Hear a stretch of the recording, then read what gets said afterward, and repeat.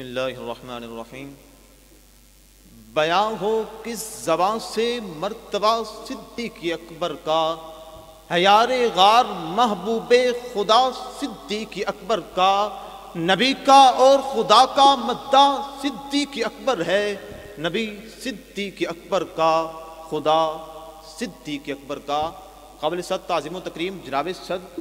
معزز منصفین کرام سیواکار سامعین، السلام علیکم۔ آج اس مقدس ایمان میں جس موضوع کو الفاظ کے پرہن میں سجانا ہے، اس کا عنوان لفظوں کی مالا میں کچھ یوں ہے کہ صدیق کے لیے ہے خدا کا رسول بس۔ صدر علی وقار اقبال تاریخ اسلام کے آئینے میں جھانکتے ہیں، غلامان محمد پر ایک نظر ڈالتے ہیں، اس شاک مصطفیٰ پر کہکشاں کی صورت میں اترنے والی رحمت خدا بندی کا جائزہ لیتے ہیں تو دفعتاً ان کے سامنے جانشین مصطفیٰ یار غار مصطفیٰ کا عشق رسول آ جاتا ہے، اور اقبال بے اختیار پکار اٹھتے ہیں کہ پروانے کو چراغ ہے، بلبل کو پھول بس، صدیق کے لیے ہے خدا کا رسول بس۔ صدر علی وقار صدیق اکبر کبھی تو مکہ کے بازاروں میں کفار و مشرکین عرب کے سامنے شجاعت و جوانمردی کے ساتھ الہی کلمت الحق کا فریضہ سر انجام دیتے ہیں، تو کبھی شمع رسالت کے پروانے بن کر گھر بار کی پرواہ کیے بغیر رفاقت محمدی میں ہجرت مدینہ کے دوران غار ثور کے خطرناک ماحول میں محبوب کی خاطر جانثاری کا مظاہرہ کرتے ہیں، تو کبھی محبوب کائنات کے پائے ناز پر گھر کی ساری جمع پونجی نچھاور کر دیتے ہیں اور کہتے ہیں کہ صدیق کے لیے ہے خدا کا رسول بس۔ صدر علی وقار صحن حرم میں جب کفار نے حضور علیہ السلام کو نشانہ اذیت بنانا چاہا تو پہلا پتھر حضرت ابو بکر صدیق نے کھایا۔ وفا کے جملہ پیکروں اور عشق کے سبھی بتوالوں سے حضرت ابو بکر صدیق کا مقام اس لیے بلند ہے کہ وفا کے جملہ کے پروانے نے اپنے لیے چراغ کو مرکز محبت بنایا، بلبل نے پھول کو چنا، چکور نے چاند کا انتخاب کیا، لیکن جب باری آئی صدیق اکبر کی تو ہم محبت و مودت سے سرشار ہو کر بے اختیار پکار اٹھتے ہیں کہ صدیق کے لیے ہے خدا کا